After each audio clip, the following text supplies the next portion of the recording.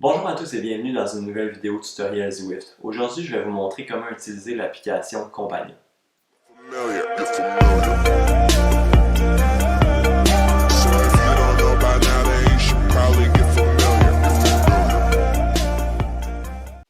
Donc la première étape, ce qui va être important, c'est d'aller télécharger l'application Compagnon. Donc si vous avez un iPhone ou un téléphone Android, vous allez aller télécharger l'application.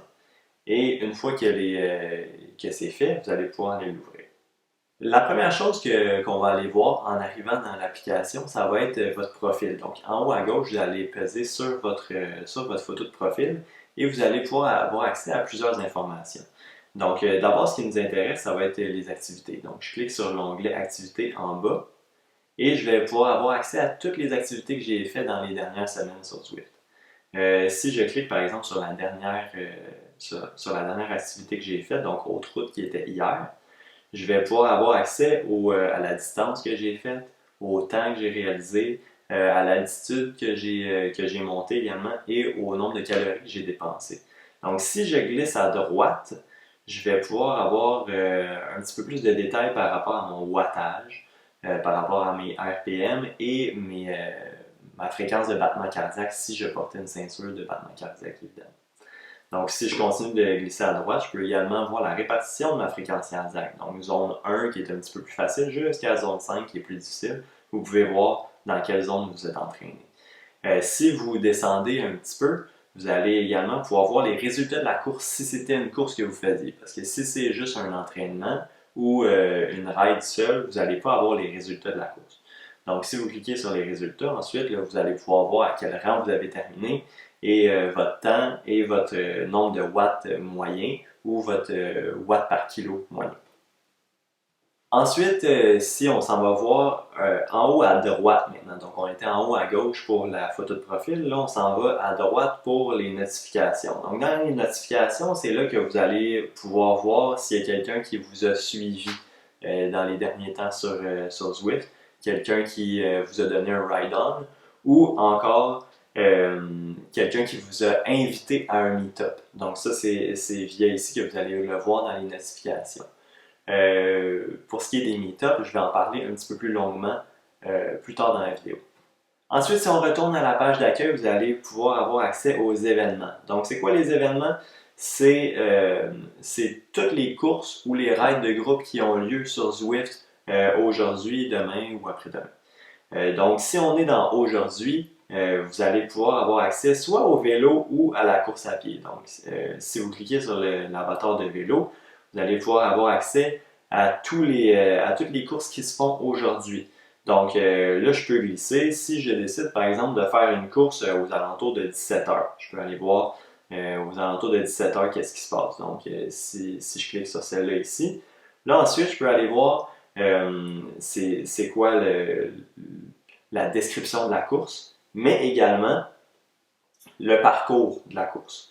Donc là, ici, je vois que EVR America's Weekend, qui a lieu à 17h aujourd'hui, 44,2 km au total et 386 mètres de dénivelé. Si ça m'intéresse, je peux alors m'inscrire.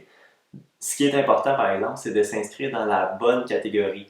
Donc, si je veux m'inscrire dans la catégorie D, c'est que je pense que je vais faire entre 1 et 2,8 watts par kilo moyen. Okay? Si je veux m'inscrire dans le C, c'est parce que je pense que je peux faire entre 2.5 et 3.2, dans le B, 3.2 et 3.9, ou alors dans le A, c'est parce que je pense que je vais faire entre 4 et 5 watts par kilo. Et donc, quand vous êtes prêt à vous inscrire à la course, bien, vous faites seulement cliquer sur le plus à côté de la catégorie qui vous intéresse. Ensuite, on va parler de quelque chose qui intéresse quand même beaucoup de gens, c'est les meet-ups. Donc, il y a deux catégories de meet-up en fait. On peut soit en créer un ou en rejoindre un. Je vais commencer par vous montrer comment en créer un et ensuite je vais vous montrer comment en rejoindre un. Donc, pour créer un meet-up, c'est pas trop compliqué. Vous cliquez sur le bouton Créer un meet-up. Donc, quand vous êtes dans les événements, vous avez soit le choix entre le vélo, la course à pied ou les trois petits bonhommes. Donc, vous pesez sur les trois petits bonhommes et vous allez dans Créer un meet-up. Là, vous avez plusieurs options. Donc, vous pouvez soit le faire à vélo, soit à la course à pied. Vous pouvez choisir la date et l'heure. Vous pouvez choisir le monde dans lequel vous le faites et la map. Vous pouvez choisir la distance et la durée que ça dure. C'est vraiment vous qui le personnalisez comme vous le voulez. Et ensuite de ça, vous pouvez ajouter du monde. Donc, qui est-ce que vous pouvez ajouter? C'est des gens qui vous suivent sur Zwift. Donc, moi, je ne pourrais pas inviter quelqu'un, par exemple, qui n'est pas abonné à moi sur Zwift. Ça, c'est impossible. Donc, avant d'inviter quelqu'un, il faut absolument qu'il vous suive. Ça, c'est impératif. Donc, quand vous êtes prêt, vous cliquez sur plus et vous ajoutez les gens qui vous intéressent. Ensuite, vous avez aussi l'option de personnaliser votre meetup. Personnaliser votre meetup, en fait, ça veut dire soit que je vais écrire un message, par exemple, envoie un message à ton groupe, je vais écrire bienvenue dans mon meetup, on va rouler de 2 à 3 watts par kilo en moyenne, par exemple. Ou encore, je pourrais, dans l'option personnaliser mon meetup, de mettre maintenir tout le monde ensemble. Si je mets maintenir tout le monde ensemble, ça veut dire que peu importe la vitesse que les gens roulent, Zwift va garder tout le monde en groupe. Donc, s'il y a quelqu'un qui roule à 250 watts en moyenne ou s'il y a quelqu'un qui roule 90 watts en moyenne, ça ne dérange pas, on va tous rester ensemble.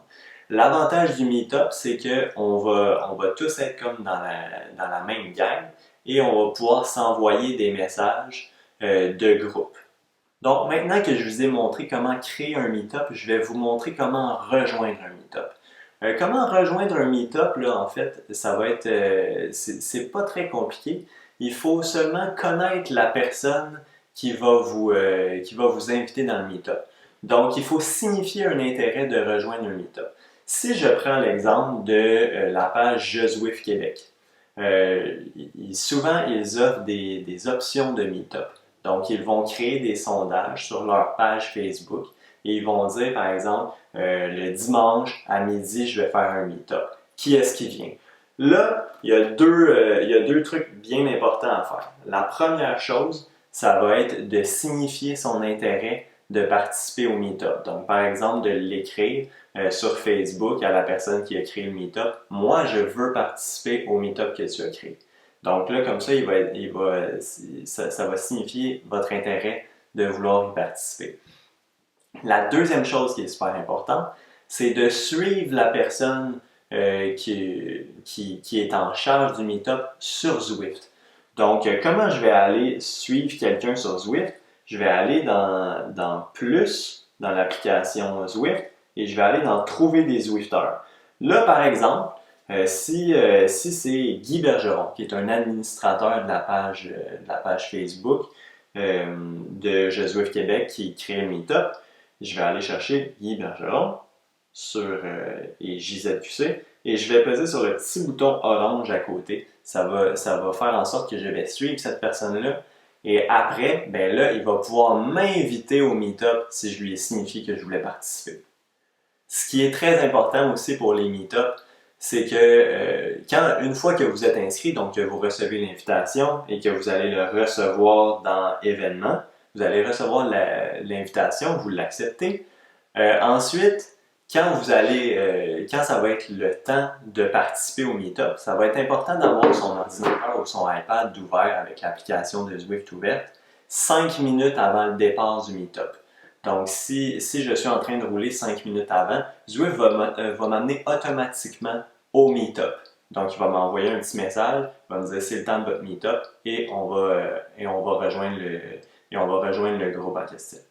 Quelque chose qui est intéressant aussi sur l'application de Zwift, c'est qu'on peut rajouter des objectifs d'entraînement.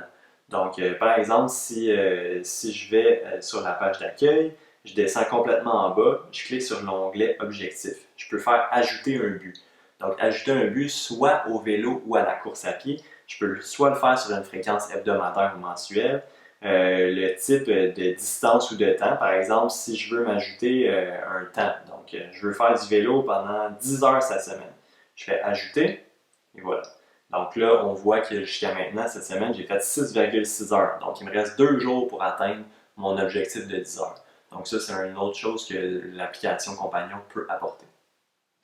Quand on retourne sur la page d'accueil, vous avez aussi le fil d'activité. Donc si vous cliquez sur l'onglet Activité, vous allez avoir 3 options, soit le flux, les favoris ou que moi. Donc le flux, c'est toutes les personnes que vous suivez qui ont fait leurs entraînements dernièrement. Donc, vous pouvez aller voir les détails de leur entraînement et vous pouvez également leur donner des ride-on, comme ça par exemple. Comme ça, donc je clique sur le ride-on et ça va leur donner chacun un like pour leur entraînement. Si je vais dans les favoris, ça va être toutes les personnes que je vais avoir choisi de suivre en favoris. Comment je fais ça? Je clique sur l'émoticône de quelqu'un, le profil de quelqu'un, et je pèse sur la petite étoile en haut à droite, juste à côté du bouton pour s'abonner. Donc ça va faire en sorte que je vais le suivre en favori. Et finalement, dans Que moi, c'est tous mes entraînements à moi. Maintenant, si on retourne sur la page d'accueil, vous avez 5 options dans le bas de la page. Donc, vous avez Accueil, événements, activités, objectifs. Je vous ai déjà montré ces 4-là. On va aller cliquer sur Plus. Là, on a encore d'autres options. Okay? Donc, le Trouver des Zwifters, je vous l'ai déjà montré dans Comment rejoindre un meet-up. Magasin, forum, peu important pour l'instant, aide aussi, peu important. On va cliquer sur paramètres parce qu'il y a quelque chose de quand même assez intéressant là-dedans. Donc ça, vous pouvez soit modifier votre profil, changer votre mot de passe, gérer vos notifications, les notifications que l'application vous envoie. Mais ce qui est très intéressant aussi, c'est le bouton connexion. Donc le bouton connexion, il va vous permettre de connecter l'application de Zwift à d'autres applications d'entraînement. Par exemple, Strava, qui est très populaire.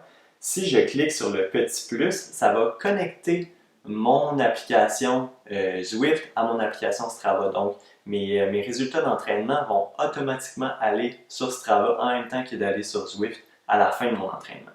Là, vu que j'ai déjà fait Strava, c'est déjà complété, je pourrais faire par exemple Garmin, juste pour vous donner un exemple. Donc j'ai cliqué sur le petit bouton plus avec Garmin.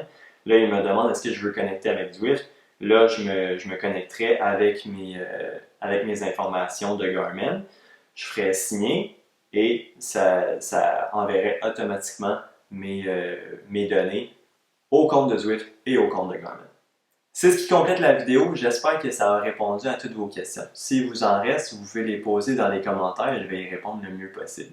Dans une prochaine vidéo, je vais vous montrer comment utiliser l'application Compagnon pendant qu'on est en train de faire notre entraînement. Donc, pour contrôler votre avatar pendant une course ou pendant un entraînement.